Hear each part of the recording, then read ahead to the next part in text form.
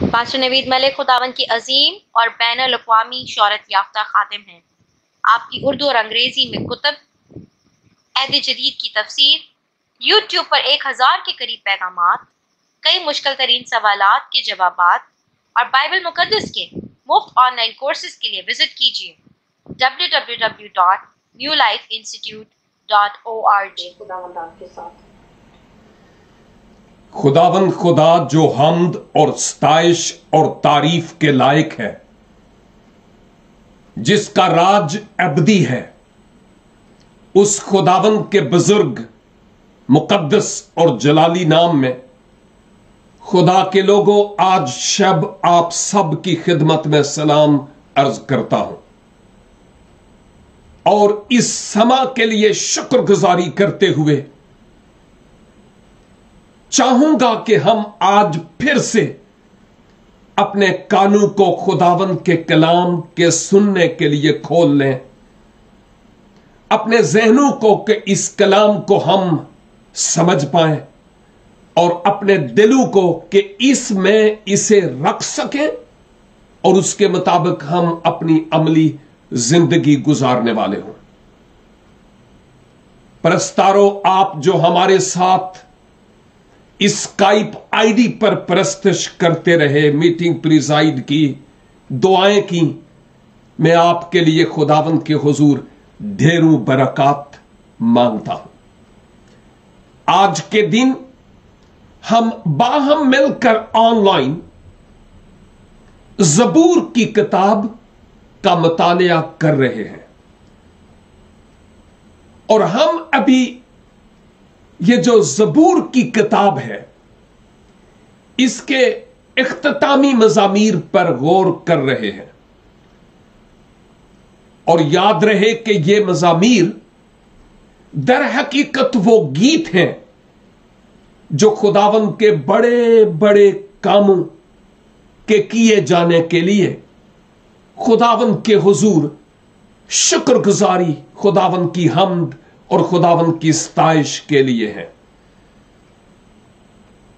बनी इस्राइल हर जमाना में इन्हीं मज़ामीर को खुदावंद के हुजूर गाते रहे और ये उनके लिए खूब बरकत का सबब ठहरा है और मेरे लिए और आपके लिए भी यह बहुत खूबसूरत बात है कि हमारी आवाज भले किसी को पसंद आए या ना आए, हम अलहदगी में, अकेले में खुदावंद खुदा के हुजूर परस्तश में, उसकी हम्द में अपनी आवाज को बुलंद करते रहे,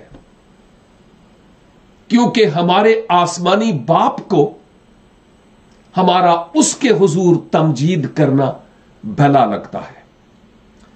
ज़बूर 146, 147, 148, 149 और 150। एक हफ्ता पहले मैंने जिक्र किया था कि इन मज़ामीर का आगाज भी इन अल्फाज से होता है कि यहोवा की हम्द करो और इनकी आखिरी आयत में भी यही है।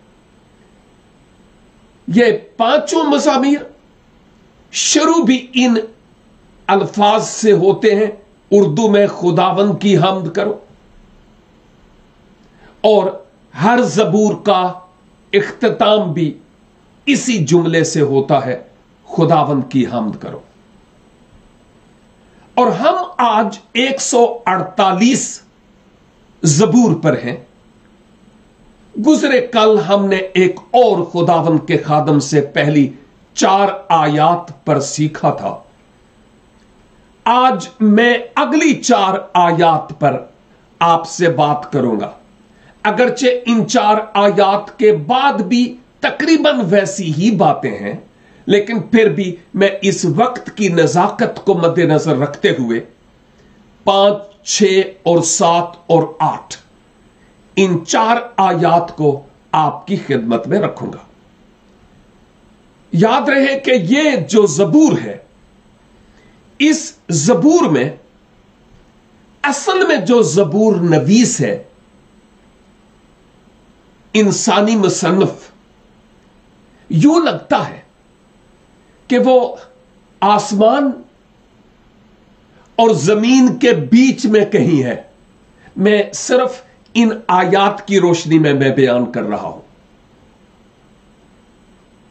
और उस बीच में गैप में वो खड़ा है, और जो पहली 4 आयात हैं, उन आयात में वो ऊपर की तरफ देखता है।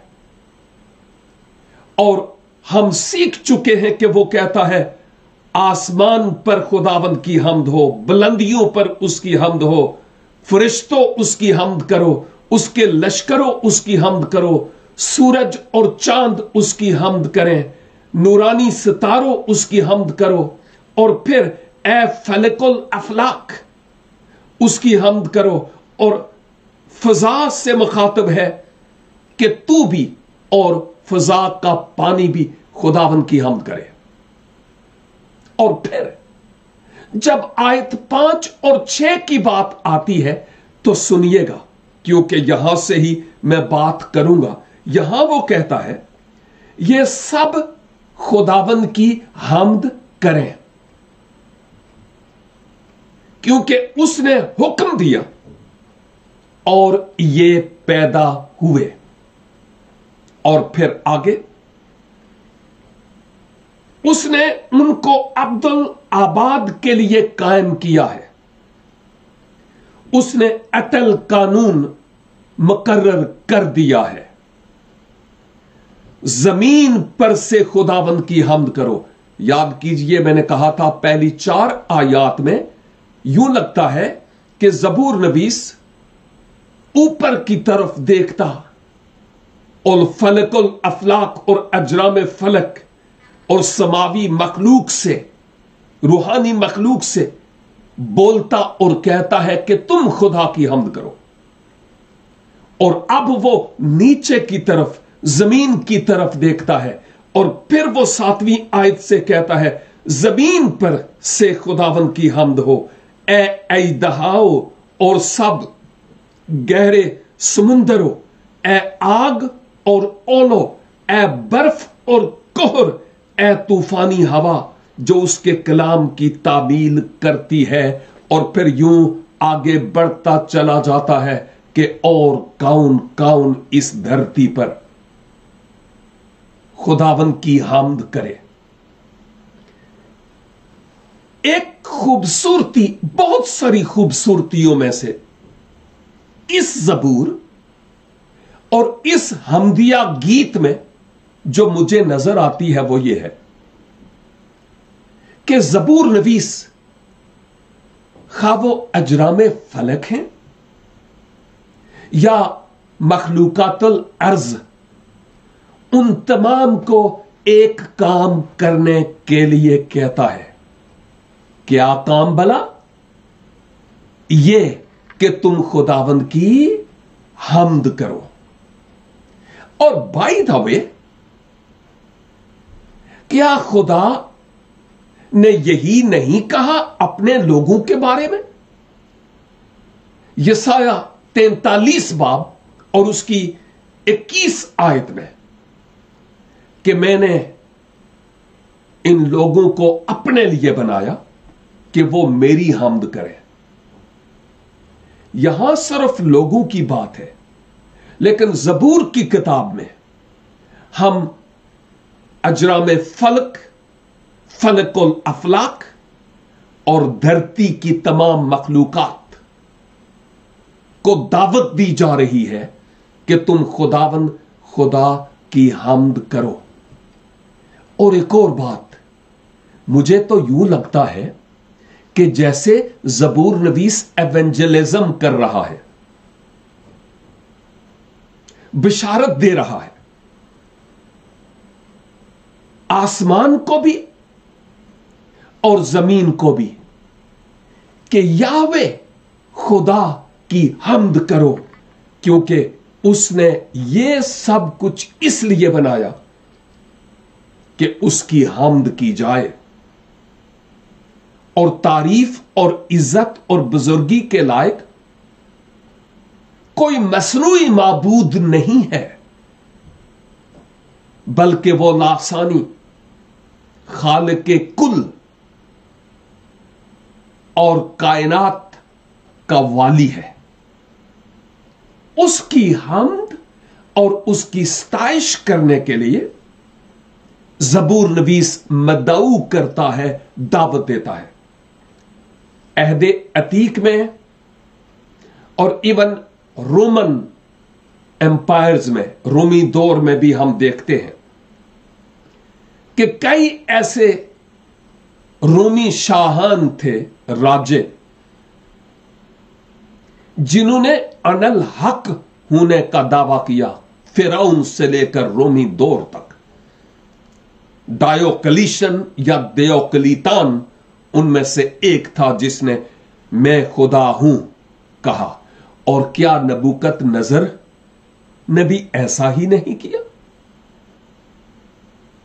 लेकिन खैर, मैं एक बात जो बताना चाहता हूं वो ये कि ज़बूर नवीस हमें यह कह रहा है कि ये बादशाह और राजे उसके हाथ में एक कठपुतली की तरह है। इनको राज दिया गया है, इनका अपना राज नहीं है। और अहदे जदीद में हम देखते हैं कि हुकूमतें खुदा की तरफ से हैं। लेकिन उन बादशाहों की लोग तारीफ करते थे। अच्छी बातों में आज भी मैं कहूंगा कि तारीफ करनी चाहिए, लेकिन वो सिजदे और तारीफ के सिजदे और उस तारीफ के लायक नहीं जो खुदावंद खुदा के लिए है। और ज़बूर नवीस उन तमाम राजाओं, शाहाने इस्राइल, रोमी शहनशाहों और कैसर्स और मिस्री देवताओं और फिरौन को बालाए ताक रखते हुए अब कुल कायनात को वो इनवाइट करता है कि हम्द और सताइश के लायक एक ही खुदा है और उसकी हम्द और उसकी सताइश की जाए। यह बहुत अहम तरीन बात है जो यहां हम देखते हैं। और इसके साथ साथ ज़बूर नवीस इस बात को भी वाज़े करता है, हम पहली 4 आयात में देख चुके हैं कि क्यों उसकी तारीफ करो भाई, क्या मजबूरी है, क्या रीजन है कि उसकी तारीफ की जाए। और फिर जवाब भी है, इसलिए कि सब कुछ जो कुछ है उसके कलाम और उसके हुक्म के मुताबिक खल्क हुआ और बना है, उसी ने बनाया है, यह उसके हाथों की दस्तकारी है। इसलिए उस खुदाए वाहिद की सताइश और हम्द की जानी चाहिए। और मैंने आपकी खिदमत में यह अर्ज किया है कि खुदा का तख्त हमेशा कायम रहता है, उसके कवानीन मुकर्रर हैं और जितने भी अजरामे फलक हैं वो अपने अपने मदार में घूमते हैं। और अगर कोई एक सैयारा भी अपने मदार से निकल जाए तो इस धरती का तहस नहस हो जाए। और जब से खुदा ने बनाए हैं उस वक्त से वो अपनी लाइन पर घूमते हैं और वो अपने आप से बाहर नहीं निकलते, क्योंकि 5वीं आयत में यही तो है, ये सब खुदावंद के नाम की हम्द करें क्योंकि उसने हुक्म दिया और ये पैदा हुए। मैं समझता हूं कि वो पैदाइश की किताब पहले बाब और दूसरे बाब जो कि पहले बाब की तफसीर है उसकी तरफ ज़बूर नवीस इशारा करता है। खुदा ने कहा तो हो गया, ये उसकी बाबत वो बात कर रहा है, क्योंकि उसने हुक्म दिया और ये पैदा हुए। और आयत 6 के पहले हिस्से में उसने इनको अब्दुल आबाद के लिए कायम किया है, वक्ती तौर पर या आर्जी तौर पर नहीं, हमेशा के लिए उसने उनको कायम किया है,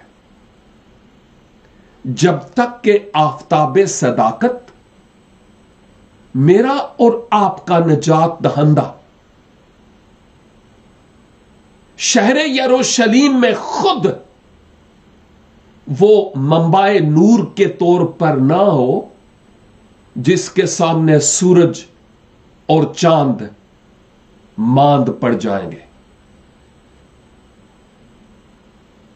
इसकी एक मिसाल जब मैं मुकाशफा की किताब की स्टडी एक और आईडी पर कर रहा था तो वो ये है कि अगर हम ट्यूबलाइट या कोई भी लाइट जो हमारे कमरे में हो, उस लाइट के सामने अगर हम एक कैंडल या मोमबत्ती जलाकर रखें तो कोई तुक बनती है इस मोमबत्ती के जलाकर रखने की उस ट्यूबलाइट के मुकाबले में? नो। और जब खुदावंद खुदा खुद उस नए शहरे यरूशलेम में होंगे, जिनके जलाल, जिनके नूर से वो शहर मुनव्वर होगा, इस तखलीक यानी सूरज और चांद का हूं भी, तो वहां पर कोई मुकाम नहीं होगा। इस बात को हमें समझने की जरूरत है। लेकिन खुदावंद के कवानीन अटल हैं। जो चांद को हुक्म दिया उसने, वो आज तक भी बजा लाता है।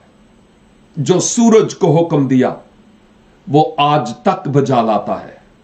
जो मुख्तलिफ सितारों और सैयारों को और कहकशाओं के ऊपर कई कहकशाओं को हुक्म दिया, वो अपनी अपनी जिम्मेदारी बाएन वैसे ही सरअंजाम दे रहे हैं।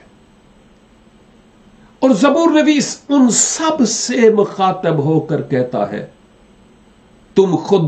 तुम सब खुदावंद की हम्द करो। अब वो कैसे करेंगे इसके बारे में मैं थोड़ी देर के बाद बात करता हूं, क्योंकि यह बड़ी अहम तरीन बात है मेरे और आपके सीखने के लिए। लेकिन याद रहे, अभी तक इन 5वीं और 6ठी आयात से पेशतर वो ऊपर की तरफ देखकर कहता है कि तुम खुदा की हम्द करो, पहली 4 आयात में। और अब इसके बाद वाली आयात में गोया वो जमीन की तरफ देखता है और कहता है, तुम खुदा की हम्द करो, जमीन और उसकी मामूरी और जो कुछ इसमें है वो खुदावंद की हम्द करे। और फिर मुझे यूं लगता है एक और बात बड़ी बरकत का सबब भी है। यूं लगता है कि जैसे किसी बहुत बड़े स्टेडियम में बहुत बड़ी क्वायर हो, आधी क्वायर एक तरफ और आधी क्वायर एक तरफ, और उधर से एक गीत उठाता है और जब वो बंद होते हैं तो फिर दूसरा, अगला, और फिर यूं मिलकर वो प्रस्तुत करते हैं। तसव्वुर में हम इस बात को देख सकते हैं। और मुझे यूं लगता है कि जैसे ज़बूर नवीस बीच में है, मैं रूह में बात कर रहा हूं, फिजिकली मैं आसमानों पर, यानी ये नहीं कह रहा हूं कि वहां आसमान और जमीन के बीच में लटका हुआ है, नहीं नहीं नहीं, मैं सिर्फ समझने के तौर पर बात कर रहा हूं। यूं लगता है कि जैसे वो बीच में है और उधर एक आसमानी कवायर है और उधर एक जमीनी कवायर है, और इन सब को वो इंस्ट्रक्ट करता है ऑर्केस्ट्रा के तौर पर कि तुम खुदावंद की हम्द करो। और ये बहुत ही खूबसूरत बात है जो यहां हम देखते हैं। अब जब वो जमीन वालों को हम्द करने के लिए कहता है तो आयत 7, जमीन पर से खुदावंद की हम्द करो। पहले आसमान पर से, पहली आयत का दूसरा हिस्सा, और अब वो दूसरी कवायद से मुखातिब है और वो कहता है जमीन पर से खुदावंद की हम्द हो। तो आप अंदाजा कीजिए कि जमीन पर फिर क्या क्या है जिसको खुदावंद की हम्द के लिए वो मदाऊ करता, यानी दावत देता है। और फिर कहता है ए ऐदहाओ, सांप ऐदहाओ, और सब गहरे समुंदरों, ए आग और ओलो, और ए बर्फ और कोहर, ए तूफानी हवा जो उसके कलाम की तामील करती है। और मजीद आगे बढ़ता चला जाता और कहता है तुम याहवे यहोवा खुदावंद की हम्द करो। जब मैं इन आयात पर गौर कर रहा था अल सुबह, जब दुआ भी की, तो मुझे चंद एक ऐसे ख्यालात मिलते थे जो वाकई सोचने से ताल्लुक रखते हैं। आसमानी जो अजराम फलक हैं, फरिश्तों की बात अलग है, लेकिन सूरज चांद सितारे उनकी जबान नहीं है, तो वो किस तरह खुदा की हम्द करेंगे भाई? ये ज़बूर नवीस क्या कह रहा है? और फिर जब वो जमीन से मुखातिब है, ऐदहाओ और गहरे पानियों, आग और ओले, बर्फ और कोहर और तूफानी हवा, सब खुदावंद की हम्द करो। क्या मतलब है इसका? ये कैसे खुदा की हम्द कर सकते हैं? आखिर इसके क्या माना है? और जो भेद मुझ पर खुला है वो भेद यह है कि ना तो दरख्तों की, ना ही आबशारों की, ना ही हरियाली की, ना ही हवा की,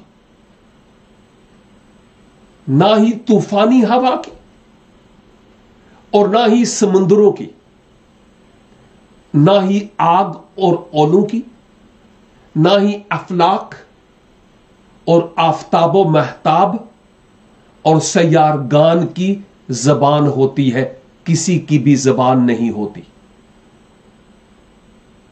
तो फिर वो कैसे खुदा की हम्द करें? भेद यह है कि जब कभी आप और मैं अकेले हूं और कहीं बाहर निकल जाए और जब नेचर को देखें, फितरत को, दरख्तों को, उनके इतने तवील और बुलंद होना, मुख्तलिफ रंग, उनके छिलके, उनकी बनावट, पत्थर, जमीन, रास्ते, छोटे छोटे कीड़े, इवन मैं शायद 2 दफा इससे पेशतर कह चुका हूं गुजरे 8-9 सालों में जो आपके साथ मिलकर मैं ऑनलाइन स्काइप पर एटलीस्ट बाइबल स्टडी करता रहा और करता हूं, कि अगर आप एक छोटे से पत्ते को ले लें, ये दरख्त का पत्ता, किसी भी दरख्त का एक पत्ता ले लें और उस पत्ते को गौर से देखें। एक मुफक्कर यह कहता है, साइंसदान और बायोलॉजी से मुताल्लिक जानने वाला, कि इन पत्तों के अंदर जो लाइनें सी हमें नजर आती है ना, अगर खुर्दबीन के साथ इन पत्तों को देखा जाए और इन लाइनों को देखा जाए, आप पत्ता तोड़कर लाएंगे तो सही, तो वो जो लाइनें हमें नजर आती है ना, उन एक एक लाइन में हजार मॉलिक्यूल सेल्स घूमते हुए हमें लेफ्ट राइट आते जाते हुए नजर आएंगे। इंसान का ब्लड, इसके कितने टेस्ट होंगे? आप में से कई लैब्स से और शोबाए तिब से ताल्लुक रखते हैं। ओहो, पता नहीं कितने टेस्ट इंसान के ब्लड के होते हैं, और अभी तक उसको ही हम नहीं समझ पाए। तो जब हम इन हकायक को देखते हैं, तो क्या हमारे मन में खुदावंद की तारीफ के लिए कलमात नहीं निकलते कि ये कैसे है? वाह वाह वाह वाह, खुदावंद कैसी बड़ी आपकी कारीगरी है। हम रोबोट बना सकते हैं, इंसान नहीं बना सकते। लेकिन यह बात जरूर है कि खुदा की कारीगरी का मुकाबला कोई और नहीं कर सकता।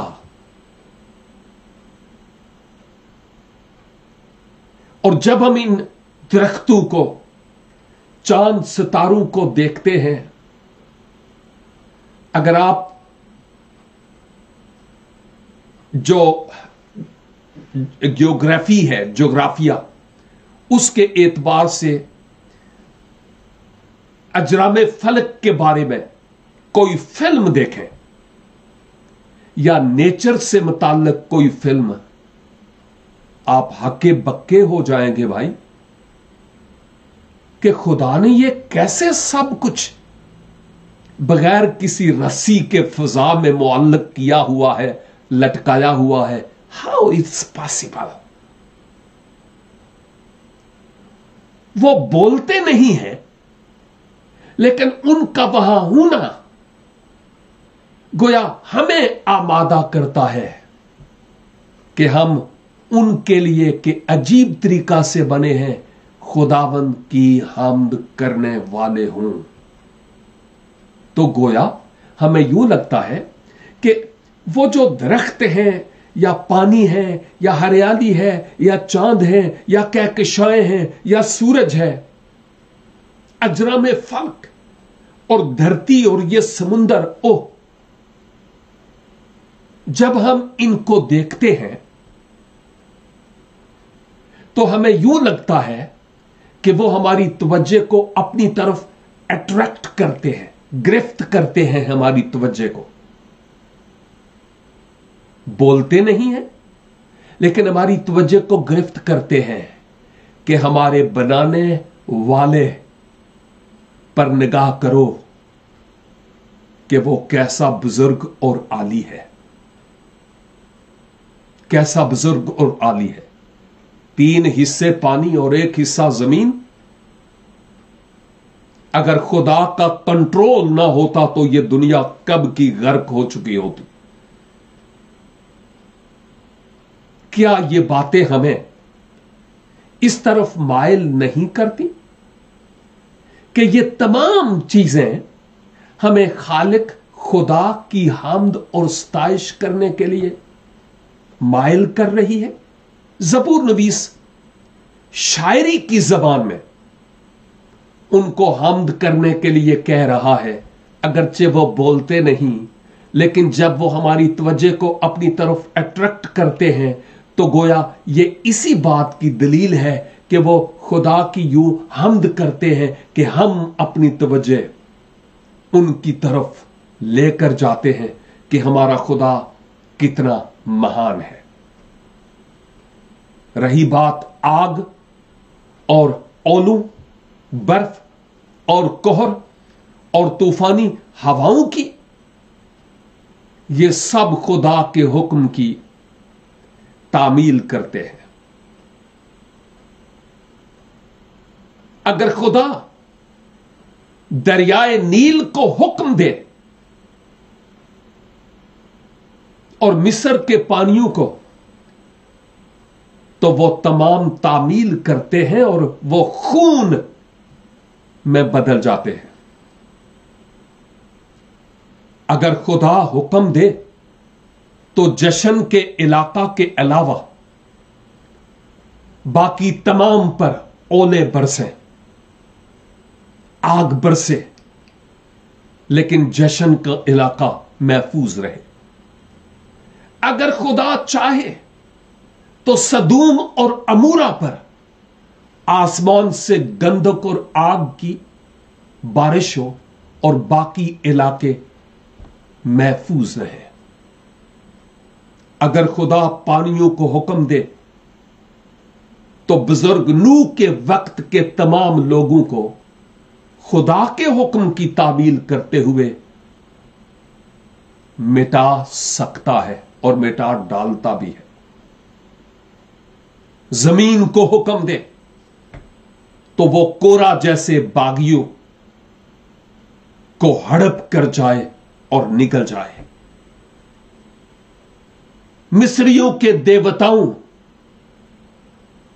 को मात पड़ गई जब इस्राएल के खुदा मूसा के खुदा ने, यहोवा पाक खुदा ने अपनी कुदरत को जाहिर किया। तो हम इन मज़ामीर को और इन गीतों को इजी ना लें, इधर से पढ़े और शुरू से बस आयतें पढ़ना शुरू हो गए और जी मैं ज़बूर खत्म कर छड़िया।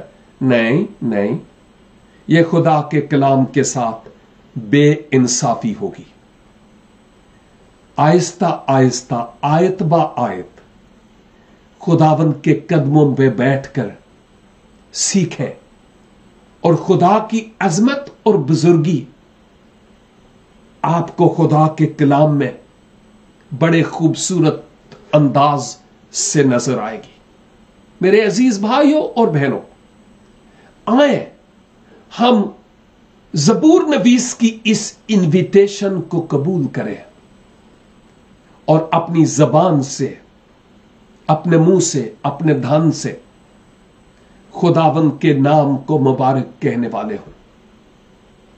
हमारा जिस्म, हमारी रूह, हमारी जान उसके नाम की तमजीद करने वाली हो, क्योंकि वही तारीफ और हम्द और तमजीद के लायक है। मेरी दुआ है कि खुदावंद आज के इस कलामे पाक के वसीला से मुझे और आपको ढेरों बरकत अनायत फरमाए।